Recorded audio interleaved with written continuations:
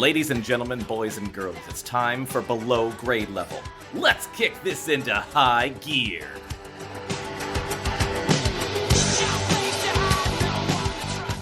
Hello and welcome to Below Grade Level, the show where we take the books that we read as kids and read them as adults and ruin them. I'm one of your hosts, Jonathan Eaton. With me, as always, is Bekah Eaton. Hello. And Chris Zaleski. Hello. How are you guys doing today? Pretty good. I got a haircut. I trimmed my beard. You look Took like a a shower. brand new person. I know. You're like Animorphed into like a different version of Chris.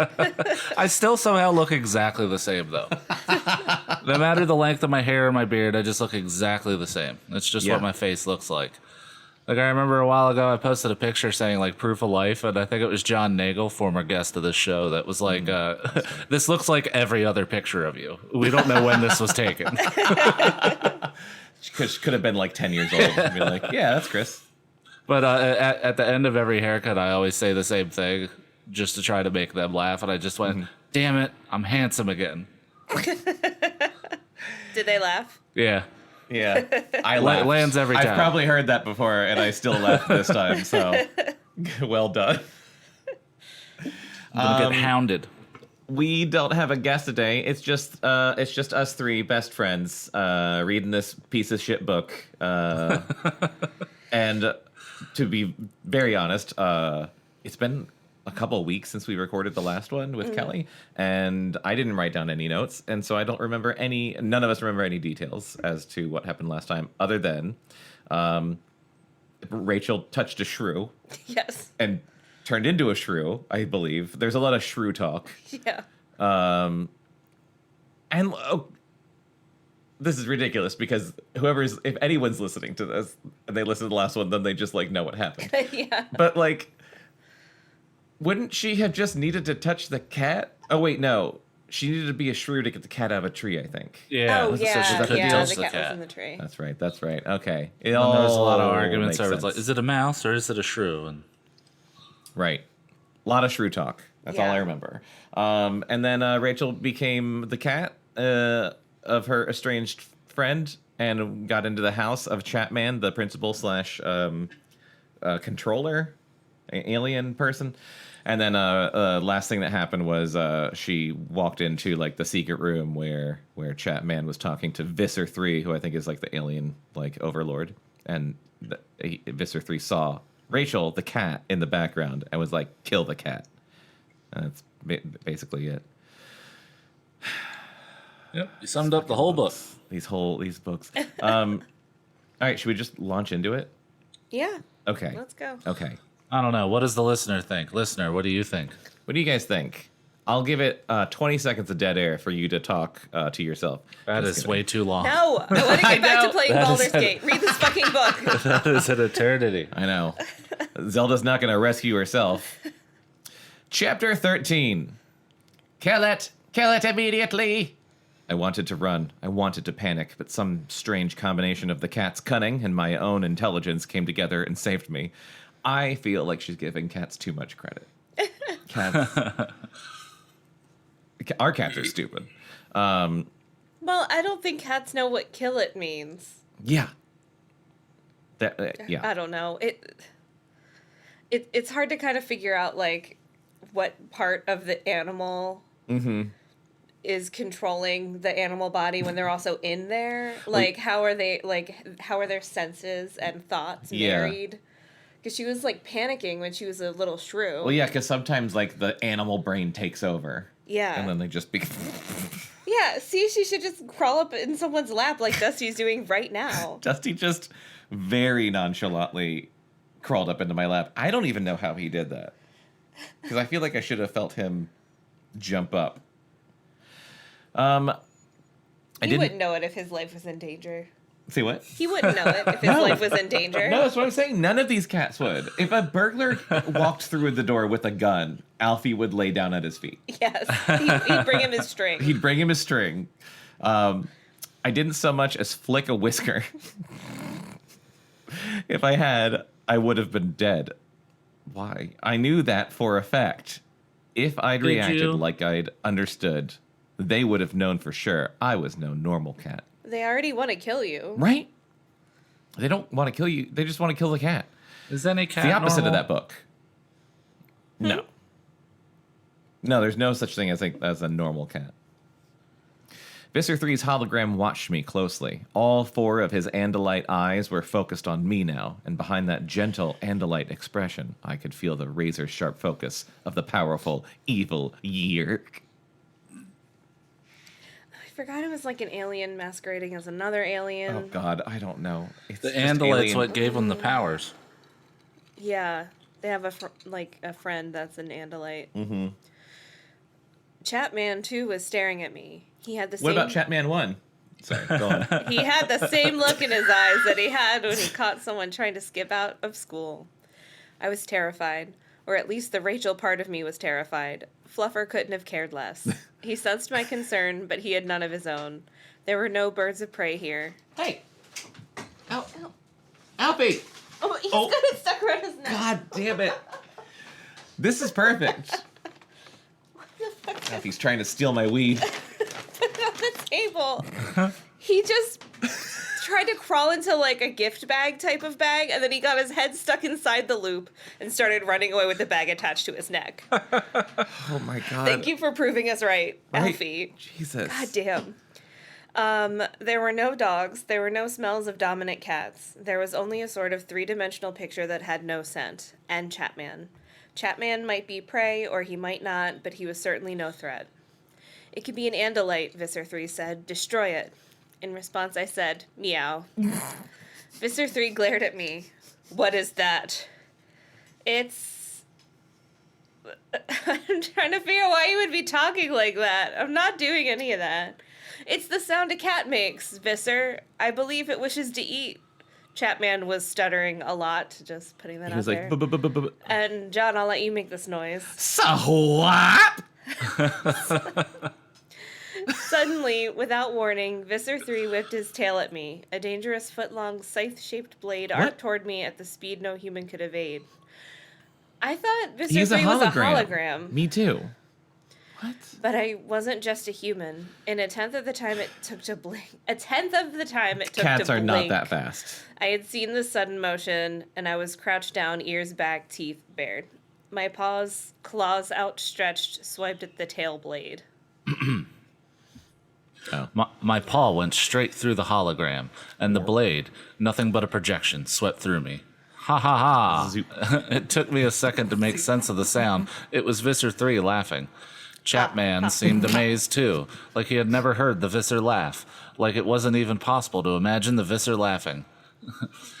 What a ferocious little beast, Visser Three said approvingly. See how he did not back away or run? I am many times his size, and yet he struck at me. A pity that the species is too small to serve as a host. Yes, a pity, Chapman said warily. Kill it, Visser Three said. What better form for an Andalite to use? Better kill it, just to be safe. Yes, Visser, Chapman said. Only what? The Visser snapped. It belongs to the girl. If I kill the animal, she will be angry. She may draw attention. Killing a cat is seen as a bad deed. It would violate my cover. Visser Three did not look happy to be disobeyed, but he was not a creature who made impetuous decisions. He considered for a moment while my future just hung there, balancing between life and death. Do not violate your cover or draw attention, the Visser said at last. I figured it was time for me to do something in my own defense. I walked over and rubbed my flank against Chapman's leg. What is it doing? Visser Three demanded. It is signaling that it wishes to be fed. Interesting. Claws and teeth and ferocity mixed with the subtlety to manipulate creatures larger than itself. A worthy creature. Yes. Let it live for now. Let it live until we have resolved the matter of the girl. Chapman's face actually seemed to twitch. Whoa. I'm sorry. I'm not a yerk, I swear. It was the only emotion he had shown, other than fear. The girl, but Visser, the agreement with the human Chapman. Visser Three sneered. Sneer! Agreements? Don't be a fool. We make agreements to gain voluntary hosts. Agreements are a tool, just as you are my tool. If you had brought me the Andalite Bandits, it's a good band name, I would not have to concern myself with a cat or a girl. Chapman bowed his head. I will bring them to you. Do that, Visser Three said coldly. And then the solid-seeming image began to change. The gentle Andalite body melted away, and in its place grew a monster like nothing ever seen on Earth. Oh, good. I hope it's really gross. Where the Andalite head had been, there was now a long, thick tube. Gross. There was an opening like some horrible mouth at the end of the tube. The Gross. thing was purple but translucent. Gross. You could, oh my god, you could almost see through it, although I wasn't sure if that was because it was a hologram or if the animal itself was that way. The hologram Visser Three lowered the tube mouth toward Chapman's head. Gross. The mouth opened, revealing hundreds, maybe thousands of tiny suckers, each dripping slime. It seemed as if the tube mouth closed over Chapman's head. Chapman shook and quivered in terror. Visser Three's artificial voice said, "Don't forget, Innis 226. I gave you this Chapman body. I placed you in his head because I trusted you. I fed you his brain and made you my lieutenant, but I can suck you back out again if you fail me. Would you like to see what happened to the last fool who failed me? If we had kids, that's what I'd say to them. I can suck you back out of this world." I fed you this brain, but I can suck you back out. Suddenly an image appeared in the air like a little movie. It was a second hologram. It showed a human woman, pain-racked, screaming with a purple creature sucking on her head. The real Chapman began to moan. Oh, no, Visser, I beg you." In the little movie, the translucent purple thing suddenly went into a spasm. From the woman's ear there came the slug.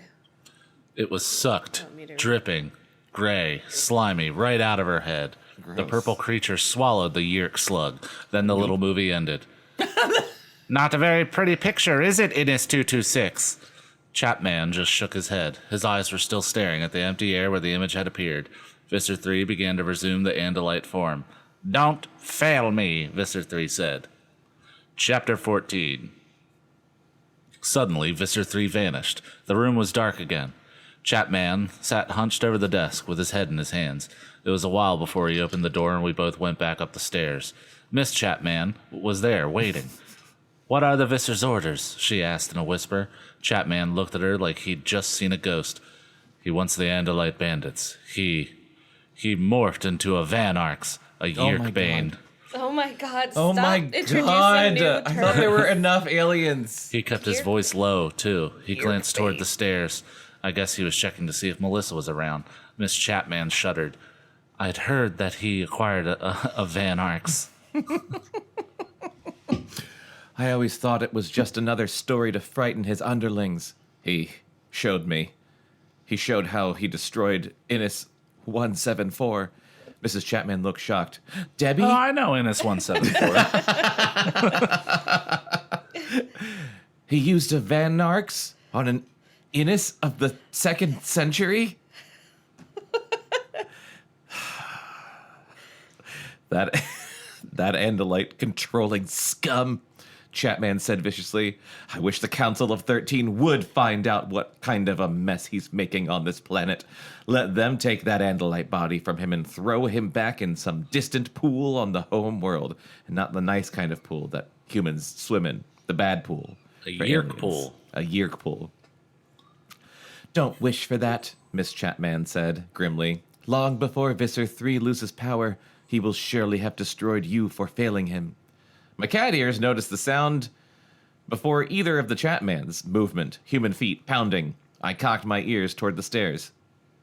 Hey, Mom, Dad, can one of you help me with this math problem?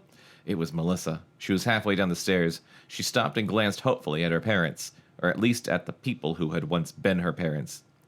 We're busy right now, Melissa, Chapman snapped. Besides, dear, you should do your own work. That's how you learn, Miss Chapman said. If you still can't figure it out later, tough titties. Guess you'll just be dumb.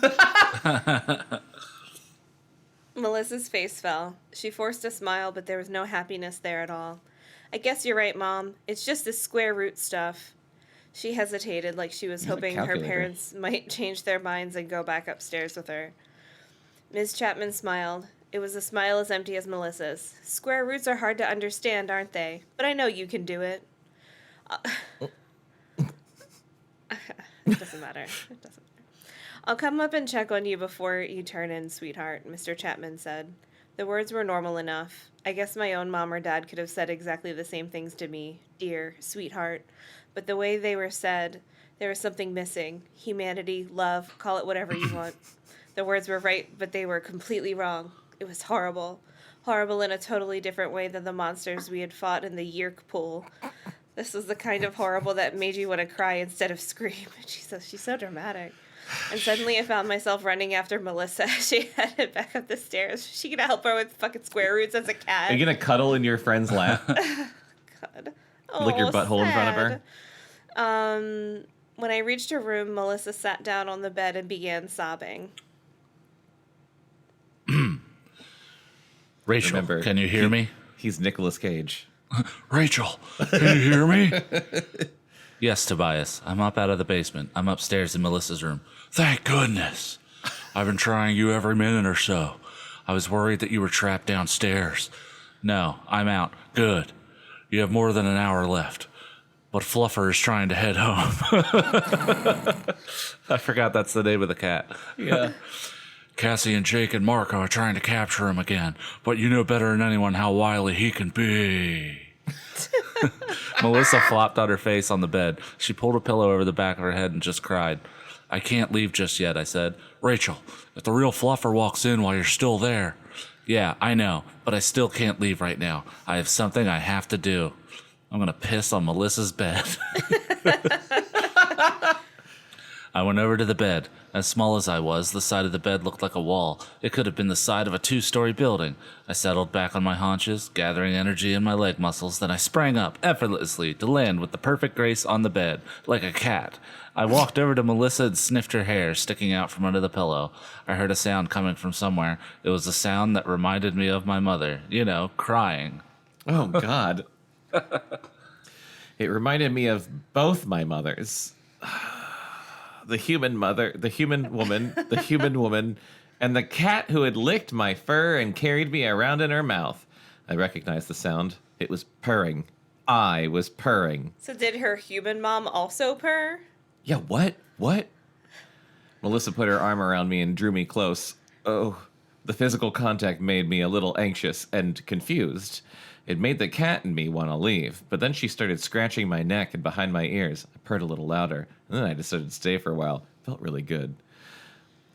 I don't know what I've done, Melissa said. Startled me to realize that she was talking to me. Did she guess the truth? Did she know I was human and her old friend Rachel? Probably not, because I feel like if she did, she'd be like, Rachel, are you a cat? Yeah. No, she was just a... She was just a girl talking to her cat. Relatable. Yeah. I laugh like I don't do that every second of every fucking day. Constantly talk to these cats. I don't know what I did, Melissa repeated. Tell me, Fluffer McKitty. Tell me, you Irish bastard, what did I do? Rachel, what are you doing in there? Tobias, I have plenty of time. You have less than an hour. Don't push your luck. Jake is practically having a fit out here. He's telling me, you gotta get out. Not yet. Melissa needs me. I had stopped purring, probably because I was preoccupied arguing with Tobias. I started purring again. I felt Melissa needed me to purr. She was still crying, still scratching slowly behind my ears. What did I do, Fluffer? She asked again. Why don't they love me anymore? This is depressing. Yes. I felt like my own heart would break right then, because I knew now why Melissa had stopped hanging out with me, and why she had become more withdrawn, and I knew how little hope there was for her. My stomach turned and twisted. Next time Marco asked why we were fighting the Yerks, I knew I would have a whole new answer. I have a million mosquito bites, and there's one right on my tattoo. I didn't know what you were doing. Yeah. Just resting a drink on the top This is of your normal, arm. right? This is You're normal. a Yerk. Well, you're a yerk. This is a totally normal human thing to do. Because they destroy the love of parents for their daughter. Because they made Melissa Chapman cry in her bed with no one to comfort her but a cat. It was a small answer, I guess. I mean, it wasn't some high-sounding answer about the entire human race. It was just about this one girl, my friend, whose heart was broken because her parents were no longer really her parents. Look, Rachel, I told Jake what you said. He said to remind you that you have a job to do in there. You're not in there to... Tell Jake to shut up, Tobias, I said angrily. I'll come out, just not yet. I purred as loud as I could. Melissa cried, and it came to me like a vision. All the children all over whose parents had been made into controllers, and the parents whose children had been taken from them to be turned into controllers. It's the same way Fox News is stealing our parents away from us. Oh, God. It was They're a terrible just a bunch image. of yerks. Mm-hmm. Those conservative bastards. It was a terrible image. I wondered how it must feel to see your parents stop loving you. Make America After a yerk while. again. Well, I guess we have a new voice for Visser 3.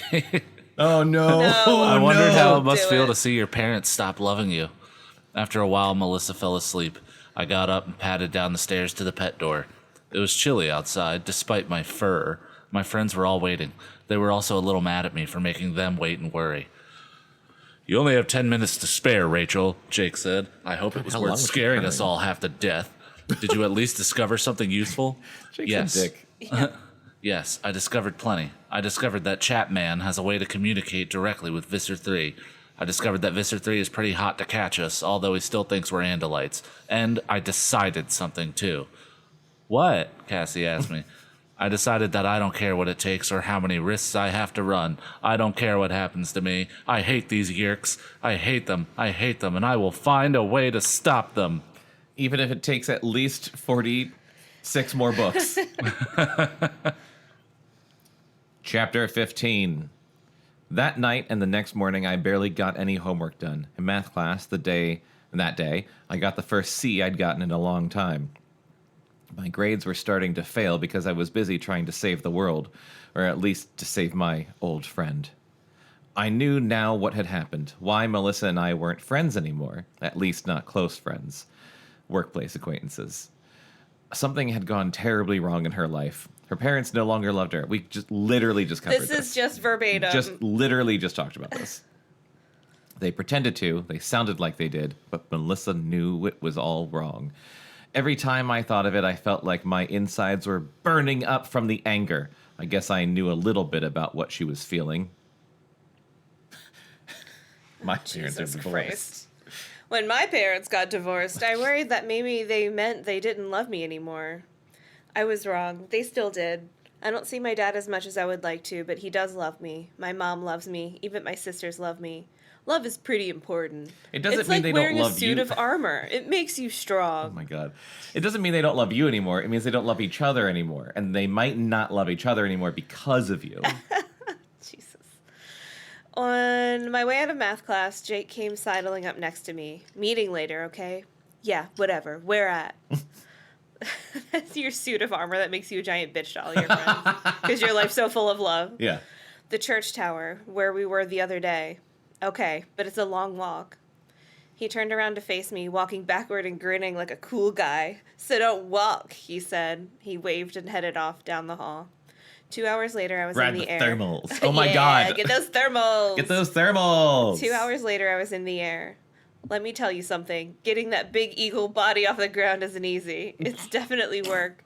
I wondered if my human body You're got telling any me, of the girl. aerobic benefits of the exercise. Once I got clear of the ground, I was able to catch little gusts of wind to climb higher. But it wasn't until I made it above the trees and the school buildings that I started getting up a good solid breeze that helped lift me up. When I finally got high enough, Yes. I don't know. I flew there. And I a flew paragraph. Turned to an eagle, I flew there. When I finally got high enough, I spotted Tobias. His reddish tail feathers were like a beacon. I just making me think of like a infomercial, but only for Animorphs. Like having trouble getting that big eagle body off the ground. Try Try thermals. Thermals. Man, that was a workout, I said when I got close enough. Tell me about it. Follow me. The mall's an excellent place for thermals. Oh my God. The mall? Why the mall? It's all that parking space. See, the concrete gets hot in the sun. The concrete, the cars, the buildings themselves, they're all hot. So there's always a nice warm updraft. Flying is like the nicest thing in the world, I said dreamily. Yes, it is, Tobias agreed. One of the nicest things. But there are things you miss, too. Sitting back on the couch with a can of pop and a bag of chips. And no school the next day. And something good on TV. That's a good feeling, too. He didn't sound like he was feeling sorry for himself. Just like he was mentioning something that happened to be true. He's the one stuck as a bird, right? As a bird. Can't he just sit on the couch as a bird pecking at some chips? Yeah, I bet a bird could just like lay back, like. They also make it seem like all birds all the time when they're flying are just like, oh shit, yeah, oh my god, it's like the best. I love this. There's the church tower. Parking lot. Yeah, like oh, you feel that hot air. Oh. There's the church tower. I see another bird heading toward it, and I think Cassie coming out of her morph. Down we go, Tobias said. 10 minutes later, I had morphed back into my human body. You know what we need? Marco said. We need to coordinate these morphing outfits. I mean, Cassie's wearing green patterned leggings. And a purple stretch top. And Jake's got on those awful bike shorts, and Rachel is stylish as always in her black tights. Put it all together and we look pretty scruffy. It sounds like just the guys look scruffy. Yeah. Maybe you should get your shit together, Marco. Get your own tights. Yeah, get your own tights. What do you want? Jake asked him. You want us to all wear blue with a big number 4 on our chests? Become the Fantastic Four, like that comic? The Fantastic Four plus the Amazing Bird Boy, Tobias added. No way, Marco said. Not Fantastic Four. There's got to be some kind of cool superhero that's a bird. Yeah. Isn't there like Blue a Falcon? Hawkman? Yeah, there's What? Hawkman. Hawk. Is that true? Honestly, I didn't know, but I was like, Yeah, Hawkman. That's Hawkman gotta was be in one. that. Hawkman was in that terrible Black Adam movie. And then there's the Falcon, but he's not really Yeah. a bird. He's just got wings. And there's Birdman. There's that guy. There's that X-Men with like the big angel wings. Yeah, named Angel. Fucking original on as the nose. shit. Actually, his full name is Warren Worthington III. Are you serious or are you making that up? I'm being dead serious. Can you imagine how easy it would be to go back in time to like the 50s and be like, I got a bunch of dumb fucking ideas for comics that are going to make millions of dollars, billions of dollars over the next couple decades. And it's the dumbest shit I can possibly think He of. was actually one of the original member of the team, Of what team? the X-Men. Oh, who? Wait, Angel. Angel. Angel. Yeah. Angel. And then later on, he got metal wings and became Archangel, Fuck's sake. That sounds pretty cool. and his skin turned blue. Okay. I just wanted to see if you were going to keep going. because he made a deal with Apocalypse, and Apocalypse is like, oh, I can make you better, and then it gave him metal wings, and Oh, Oscar Isaac? yeah. Yeah. No way, Marco said. Not Fantastic Four. I'm thinking What if more... they just explain all of this Oh my god, just now? that'd be awesome. We're just reading it. I'm thinking more an X-Men kind of thing. You know, like Angel. Maybe Archangel. Once he made that deal with Apocalypse, where his skin turned blue and he got metal wings. It's not about being identical, it's just about having some style. Right now, if anyone saw us, they wouldn't think, oh, cool, superheroes. They'd think, man, those people do not know how to dress. Also, what the fuck are they doing on top of a church? Marco, I said, I think it's time to get over this fantasy of yours. We are not superheroes. This is not a comic book. Yes, but I really, really want it to be a comic book. You know, how can you argue with that? I mean, I really can't. See, in a comic book, the heroes don't get killed. I mean, okay, they killed Superman that time, but it was only temporary. They literally kill everybody all the time in comics. That's like, they're constantly dying and coming back to life. Yep. Is there a single fucking comic character who has stayed dead? They're just like, go to Earth 3642. You're alive there. I don't think a single one stayed dead. Multiverse, that solves literally everything. Don't get mad like you don't fucking love all the Marvel shit. I mean, well, I love some of it. Yeah. The multiverse shtick is wearing very thin right now. I agree. Because they are literally just like every single time anything happens, they're like, well, also multiverse though. But really want to be a comic book scene in a comic book. Okay. Can we deal with reality here? Jake asked. We have business to discuss. What's the matter with combining green and purple? Cassie asked Marco. It's a major fashion no-no, Marco Tell that said. to the Incredible Hulk. And Barney. Yeah. Who, as we know, is the greatest of heroes. And the Riddler. Well, he's a villain. Didn't That's Green true. Goblin wasn't he also green and purple? Yeah. Another villain, though. Been reading Real Vogue name again, Norman Marco? Osborn. Jesus Christ. That I did kind of know. Been reading Vogue again, Marco, I teased. Jake put his hand over Marco's mouth. People, and I Marco use the licked it. term loosely, we need to decide what we're doing next. What'd you say? I said that Marco licked it. He would. I know. Marco pried Jake's hand away. I want to decide what we're not doing next. I should be spending more time with my dad. You know, he's still messed up over my mom. Ooh, yikes. What's happening here? Oof. Marco's voice always cracked whenever he mentioned his mom. Mom. He'd start out sounding tough and all, but his voice would end up with that little break, that little wobble. Oh, God. It had been 2 years since his mother disappeared. What? What? Whoa! What? They said she drowned, although they never found her body. His father had fallen apart. It was the main reason Marco was so reluctant to be an Animorph. And why he used humor to cope with everything. Yeah. Oh, Marco.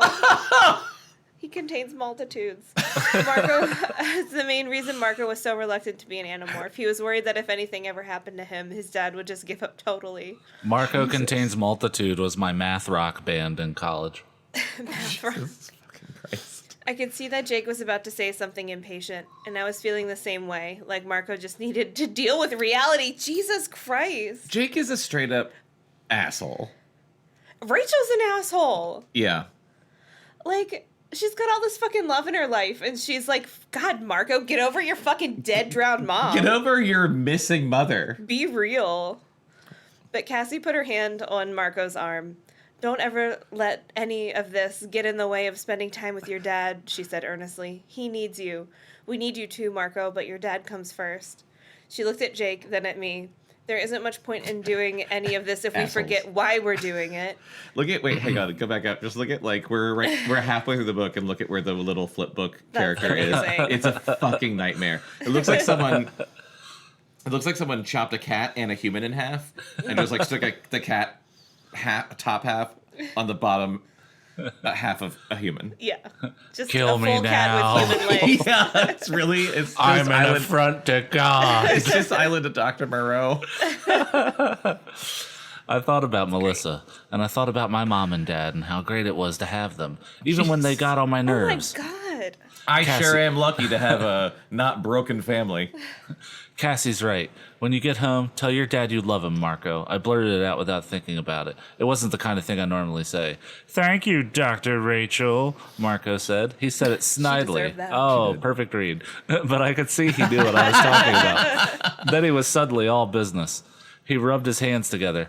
Okay, let's get serious here. How are we going to go about getting ourselves killed next? Turn into flies at a frog convention? Morph into turkeys at Thanksgiving? I thought that was genuinely funny. I miss my mom. I want to go back in, I said. Back into Chapman's. Why? Jake asked. We learned a lot already. We didn't learn the location of the Candrona, whatever the fuck that is. Fuck. What? I pointed out. That's what we need to do sooner or later. The Andalite made it pretty clear to Tobias that the Candrona is the weak point for the Yerks. I know I don't remember what happened in No. this book much previously, First but mention. I swear to God, they did not say anything about Candrona before. Well, it's hand on only my heart, book 2. Like, first mention of Candrona Yeah. in I this bet book. it was mentioned in the first book. I'm sure it was. It's just like... It's just we're halfway through this book, and she's like, yeah, let's get the Kandrona. Yeah, right after they drop Yerkbane on us. We're halfway through this book, and only one thing has happened. If I had a boat, I would name She it cuddled her Yerkbane. friend as a cat. The Kandrona sends out the rays that are concentrated in the Yerk pools. If we destroy the Kandrona, we hurt them bad. Marco raised a rays? skeptical eyebrow. Excuse me, Rachel, but what is a Kandrona? Thank you, Thank you, Marco. Marco. I mean, we know what it does, but what does it look like? How big is it? For all we know, the Kandrona could be the size of a lighter and be in Visser Three's pocket. That's not the impression I got from the Andalite, Tobias said. Whatever, Marco said impatiently. The point is, how do we destroy something when we don't even know what it is? That's why we have to follow the one lead we have, I said. Chapman. Chapman communicates with Visser Three. The two of them know where the Kandrona is. If I can spy on them, maybe I can figure it out. They were all staring at me. Marco looked at me like I was crazy. Jake looked thoughtful. Cassie looked worried, like she wasn't sure about what I was saying. Tobias turned his fierce, intimidating hawk's stare at me. Gree! Are you sure you're just going back to spy on Chapman? He asked me privately. I don't think you should go back in there alone, Jake said.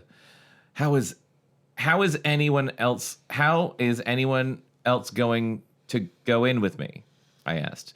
We can't have two cats running around. I mean, There's more animals than cats. Yeah. Be a fucking shrew. Be a shrew. Be a spider. What are you, a spider? Or a cockroach or something? I don't know. I mean, as Fluffer, I can go anywhere without any of them being suspicious. See, I hadn't told anyone about Visser Three telling Chapman to kill me. You dumb bitch. I knew it was wrong to keep secrets like that from the group. Then why did you? If you knew it was wrong. Because of Melissa. But if I told them, they would have never let me go back in.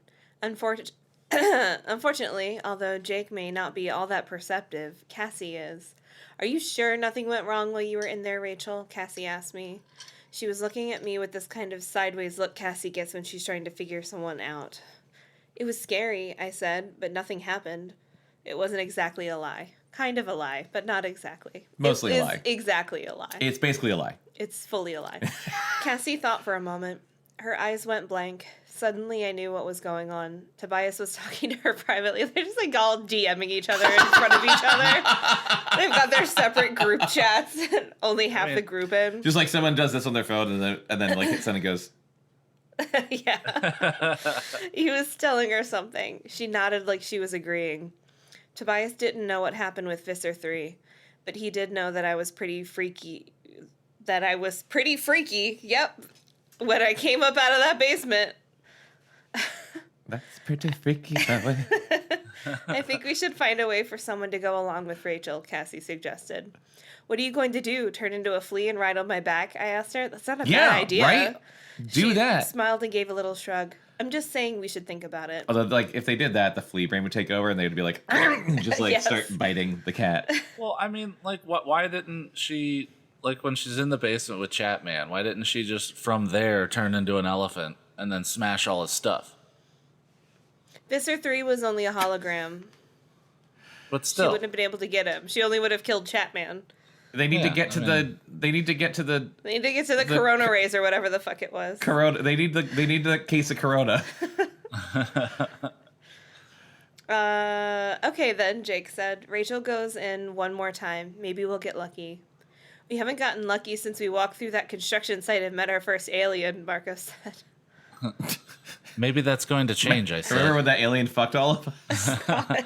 I'm going in and I'm finding a way to hurt those creeps. That's not the only reason you're going back in there, Tobias said in my head. You're not just doing it to hurt the Yerks. You're going back in there because you want to help Melissa.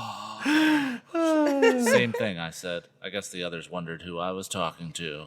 Why doesn't she just go talk to Melissa as a human and be like, hey, you know, Parents Your don't love dad's you not anymore. we your fell dad. out of touch. No. Yeah. Comforting as Yeah, a yeah. human, not a cat purring in her lap. I think it's Just like, because hey, we have, we've drifted apart, but I miss you. Let's spend more time together. I think it's because Rachel's kind of an asshole because she did try and do that earlier in the book, and Melissa was just like, "What?" Like Rachel was like, "You want to go to the mall?" And she's like, "No, not really." And Rachel is just like, whatever, bitch. Chapter 16. It was a dark and stormy night. Literally I did not says that. ad-lib that. That is what it says in the book. Sorry. Aren't you I've just always like- wanted to write that. But it really was a dark and stormy night. I mean, that's okay. That's funny. So is she writing in a diary? Do they all have a journal, like in the Babysitters Club, where they write about their day? Do they have like I an didn't even Animorph think about shared this. journal? That wasn't Rachel. That line was written by the person who wrote the book. But it's first person Rachel. I know. I'm just saying, like, the ghostwriter is just like, sorry. Yeah. Where is Jake? I asked as we all got together down the street from Chapman's house. Everyone else was there. Cassie and Marco were wearing raincoats, although it hadn't started raining yet. Tobias was overhead, trying to hold onto a branch in a tree while the wind tried to knock him off. Ah! Ah! Ah! Not the wind. Shit! Shit! Jake had to stay home, Marco said. Something about his dad grounding him. Why would his dad ground him? How do I know? Marco said, sounding grouchy. You know how parents are. Don't ask me to explain them. I only have one. The other's missing. I bit my lip. Somehow, I felt more nervous. Doesn't it feel like they glossed over the fact that Marco's mother is fucking missing? Unless they covered it in the first book with more detail. Yeah, I guess. But still. They did also kind of That like gloss was over the wild. fact that like they watched Jake's brother die. Yeah. Now it's just like his dad grounded him. I don't know. Probably still upset about the dead son. I bit my lip. Somehow I felt more nervous with Jake being absent. The crazy wind whistling through the branches wasn't helping my confidence either. Spotted Flopper, Tobias said, so all could hear. He's kind of torturing a little rat he's found. Ew. But at least it's not a shrew. Drink. I don't think cats torture. They play. Yeah. What? I mean, it depends on the perspective, I guess. Yeah, I guess. He's not torturing out of a joy of torturing. He's probably Right. just like, She's like this batting. is a toy. Yeah, he's just Play batting for it them, around. but Yeah. imagine being the thing being And like batted the mouse is around. just like, ah, I'm bleeding everywhere. end it. That's why they play dead, so that way they stopped getting played with. Oh my god. Look, I'm no big fan of shrews just because I sort of was one. I took a deep breath. Shrews are cute. What's your problem? They're very cute. We looked at one. Yeah. It's got a little pointy nose. Okay, look, we can't always count on all of us being together, I guess. So we go without Jake. I glanced at Cassie. She smiled blandly. Something was going on with her, but I didn't have time to find out what. I'm an asshole. I'll scope out the area. Tobias volunteered. He opened his wings a little and was immediately propelled out of the trees by the wind. God.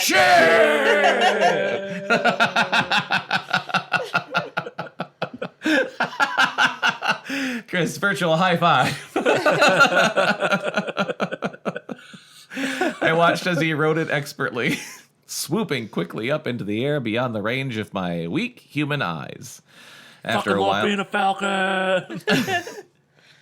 After a while, we saw something shooting over our heads at about 50 miles an hour. Holy fuck! All clear, Tobias called down as he shot past.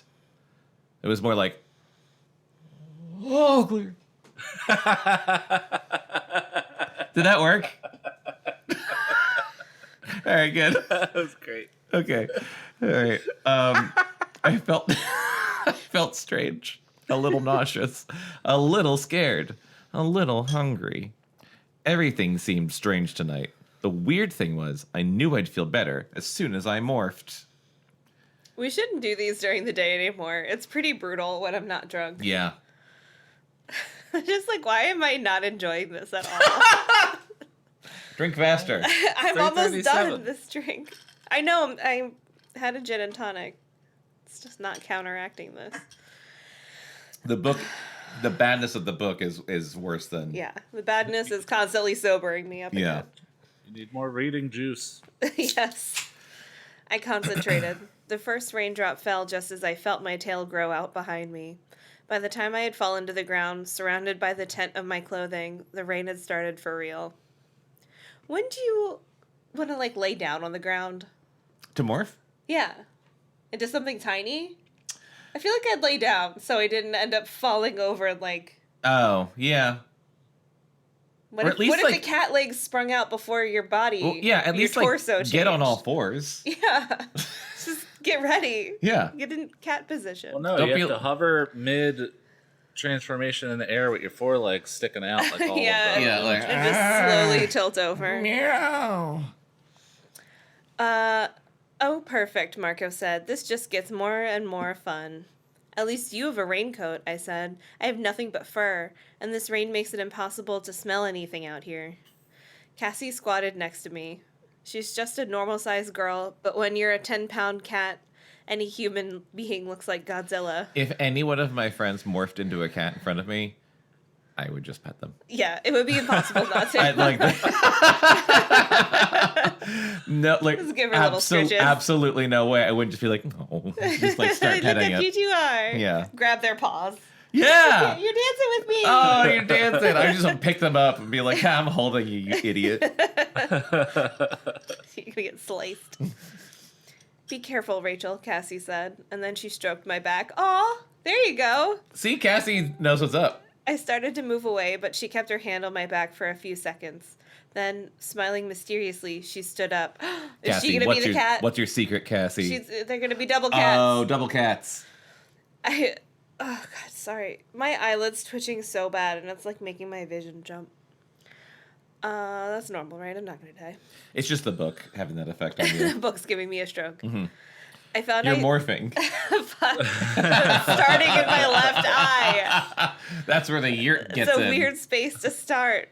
Yeah, I got touched by that Adelaide too, but it didn't take. I can only morph my left eye. That's it. That's all I can That'll take. be great. I can see in the dark if I close one of my eyes. It's the eye patch. Yeah. I found I soon lost interest in Cassie's expression. Cats don't really have much interest in humans at all unless food is involved. You don't either, Rachel. You're kind of a giant bitch. Right? I'm, You're the cat of humans. She is. God, it's so perfect for her. No wonder she wants to keep being this cat. I'm out of here, I said. I took off in a medium run. I'm out of here. I'm out of here, sprinting away. Cats don't like rain. I could feel the cat brain's distaste. I could feel the cat brain's distaste. I'd always thought cats hated all water, but that wasn't Fluffer's attitude. See, to him it was all about the smells and the sounds. Rain washes away scents. Without scents, a cat feels cut off and lost. Almost as bad as losing smells is the fact that rain plopping all around makes it hard to listen for the important sounds. Oh god, what did I do? The tiny high-pitched squeaks and the little furtive scritching noises. Just like try to get through this book. Rain to cats down. is like being in the darkest to humans. It just makes the whole world kind of boring. So I ran toward the kitty door. Yeah, that's how I Actually feel looking- in the dark. I feel bored. It's true, Actually though, when the looking power went forward out. to the friendly smells and sounds of home. At least, that's what Fluffer was thinking.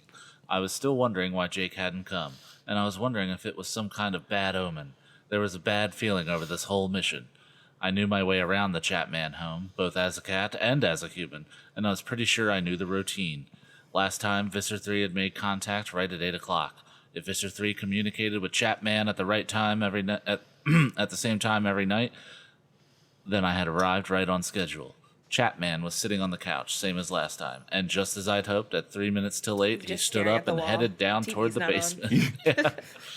I'm a normal human. Just staring at the cover of a book. Doesn't open it. Upside down Bible. My whole plan was to go down there with him. I remembered the layout of the little secret room. I remembered the desk. I knew if I could somehow follow him down without him seeing me and then get under the desk, I would be invisible to him and to the Visser 3 hologram. The problem was that the whole plan counted on Chapman not noticing me. He headed for the basement door. I fell in a step right behind him. The trick was to stay just inches behind his feet. From there, he couldn't see me, but I had to watch his feet closely. If he hesitated, I could plow right into them. That would be a very uncat-like thing to do. No, it nope, wouldn't. it would be the most cat-like thing you could possibly do. The Run person up in who there and trip him. the person who wrote this book has never had a cat. Yeah. He walked, and I kept pace perfectly, just behind. He headed down the stairs. I figured this part would be easier. When people walk downstairs, they usually look where they are going. They don't turn around and look behind them. No shit. But one sound, one clumsy move, and I was finished. We reached the bottom of the stairs. Suddenly, Chapman stopped dead. I leapt behind the couch. On the stairs? What? He looked around. Maybe in the basement. Oh, okay. I thought it was like stairs going down to like a door. He looked around like he'd heard a noise, or maybe he just sensed something. I froze. I didn't move a muscle. He started on toward the door. I fell into step behind him again. So what's happening? I nearly had a heart attack. My tail puffed up. My back fur went straight up. I almost bolted. Chapman stopped, and I nearly got entangled in his legs. Oh, shit. His left foot moved. I dodged. He backed up a little. I squirmed out of the way. It's me, Jake. What's going on, Rachel? Jake? Chapman opened the door of the secret room. He stepped through. I was right between his monstrously big feet. If he happened to glance down. But he didn't. He didn't, and when he turned around to shut the door behind him, I bolted for the desk. I jammed my body as far back in the dark corner as I could. I'd made it, barely. I was alive, so far. Rachel, can you hear me? Jake, where are you? You scared me half to death. Are we okay? Oh my god, is he a flea? Oh my god. Did she put him as a flea owner? Oh, when she pet her. A little bit too long. Oh my god. Are we They lied okay? to He her. sounded concerned. Me, I was just They angry. gave her fleas. What do you mean, are we okay? I yelled silently. Where are you? Well, I'm kind of on you. On me. Jake, this is not the time to be playing jokes. Chapman sat down at the desk, his feet pushed beneath the desk, just narrowly missing me as I once again dodged nimbly out of the way. Sorry, I can't exactly see. I kept my eyes focused on Chapman's feet. He's in a forest of fur. Am I bringing it home or we keep going? I was just keep going. I think right. It's All right. like I don't know. maybe like one more. I didn't notice when we started. I didn't either, but I'm just trying to like. Cats have Map it out. incredible powers of concentration. I focused hard on those big feet, each almost as big as I was. I had to stay out of their way. That was the key to staying alive. Jake, we're in kind of a situation here. In like 10 words or less, where are you? In 10 words or less, I morphed, Jake said. I'm a flea. 10 words or less. Chapter 17. Excuse me? It would have been funny if I hadn't been so terrified. Are you telling me you morphed into a flea? A flea? Yeah. I'm on your back or your head. I can't tell. I don't really have eyes. At least not eyes that see anything I can understand. I mean, all I know is warm or not warm. I think I can sense blood. That's about it. And I can kind of sense motion, like when your hair stood up. I knew there was something going on around me. Jake, this is sick. This is beyond sick. What is the matter with you? A flea? Are you insane? Just being a lizard made you sick. This is way worse. Actually, it's kind of okay, he said. I mean, I don't know how to explain it, but the flea mind is so limited, it's not hard at all to control. This book's amazing. All it knows is to move toward the sense of warm blood and eat. It's like, I don't know.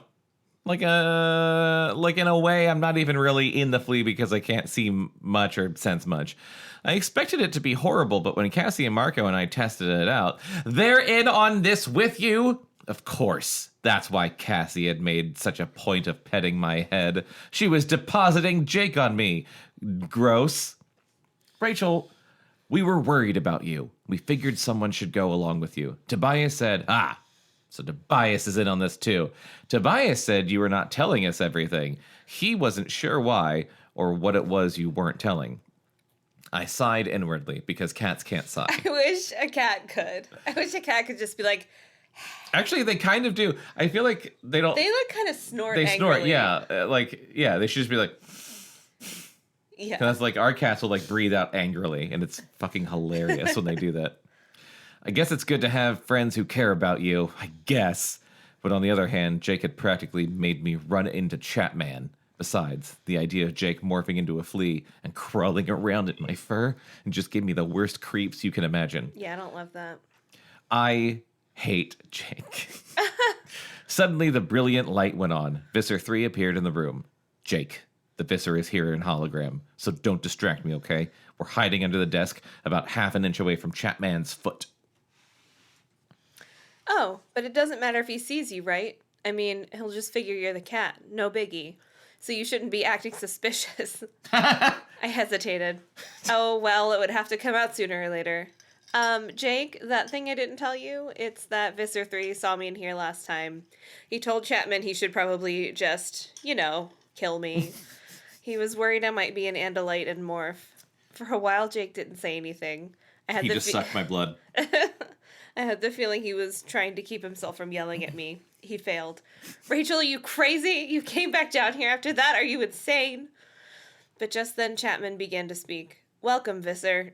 It is 226 of the Sulp Niar pull. What? Submits to you. Sulp Niar. Sulp Niar. May the Kandrona shine and strengthen you. God, this is killing my soul. May the Kandona shrine and strengthen you. Are they Catholic? Yes. And you, Visser And 3 also said with And also with you. Report. I have 4 new voluntary hosts, Visser, Chapman said. 2 are children recruited through the Sharing, the front organization. What? Of the 2 adults is one... of the 2 adults, one is an agent for the FBI, a sort of policeman. He may be very full. Visser 3's artificial voice was flat, but he still carried a load of anger. Do I care about a handful of hosts? What have you learned of the Andalite bandits? Visser, what can I do unless they show themselves? They used earth animals in the attack on the pool, Visser 3 said. They used powerful, dangerous earth animals. Find out how they obtained such morphs. My experts here tell me such animals are rare on this part of the planet. Yes, Visser, I will do that. Yes, you will. And we have another matter. We need 6 more human controllers, suitable for work as guards. They will be used to increase the guard around the Kandrona. What's happening? Jake asked. Chapman is getting reamed by Visser 3. Too bad Marco isn't here. He'd enjoy seeing Chapman get chewed out. He wants us bad, I said. Or at least he wants the Andalites he thinks we are. He's putting extra guards around the Kandrona. Human controllers. That's interesting. Maybe the foot moved too quickly. The point of the shoe hit me in the ribs. Meow! Chapman pushed back from the desk. He passed right through the Visser 3 hologram. For a second, I saw them united as if they were one horrible creature.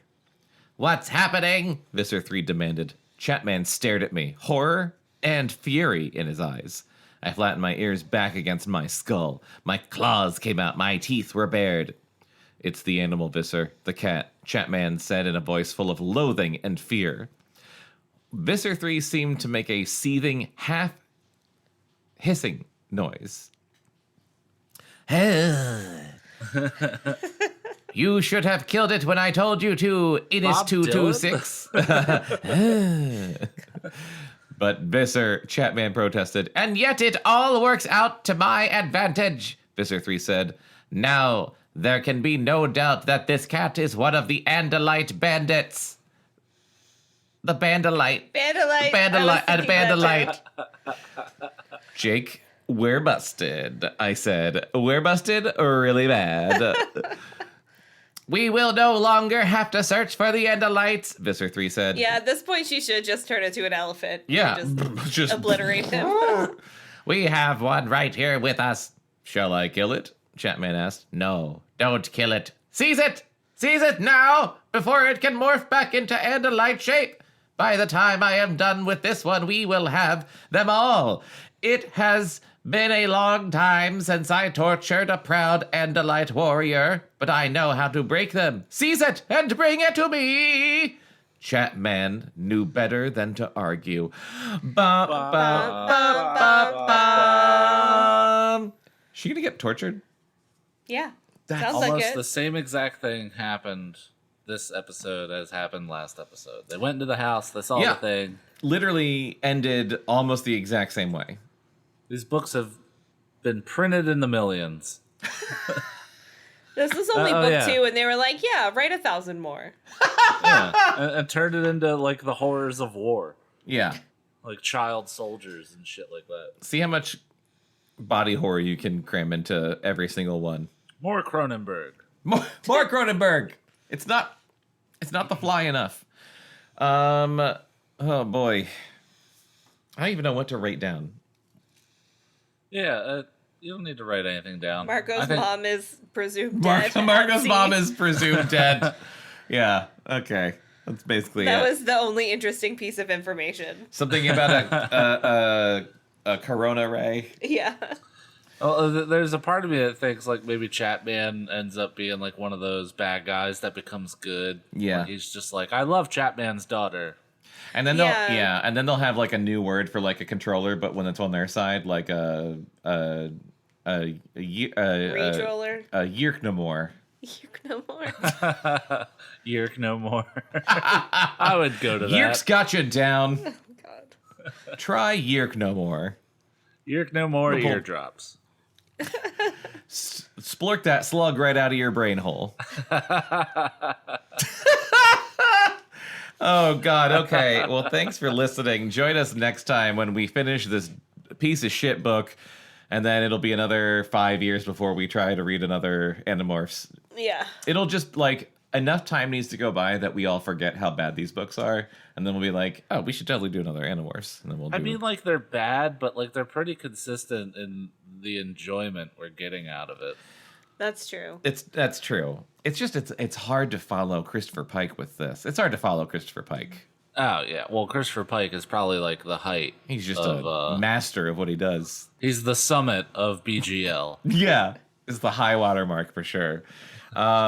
Which is funny because it Incest used all to be the time. it used to be Goosebumps, and then Yeah. we kind of discovered Christopher Pike. Yeah, although we That's the do, best. I really want to go back and read more Goosebumps. Yeah, it's been a fucking long time. It's been literally years since we did that. Yeah, we got to do some bumps, man.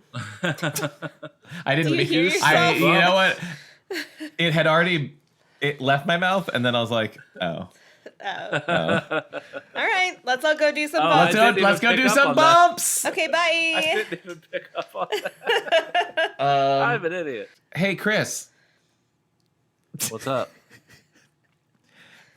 anything you want to say to people listening to this about where to find us? Not really. For fuck's sake. I mean, they already know where to find us. They're listening to it. That's true. That's a really good point, though. Yeah, just Yeah. go back to where you found this. Yeah, go back to wherever you found this. Not on Stitcher. And also No. listen to the Sketchy Show. Not on Stitcher anymore, as of like now. Fucking Stitcher. Yeah. Oh, they want us to pay or something. No, it's dead. Stitcher's Oh. just dead. Shows how hip to the podcast You already did game have I to am. pay, or could pay, Yeah, and now it's totally dead. and now it's completely dead, and now I have to listen to how this get made with commercials like a fucking loser. horrible. It's awful.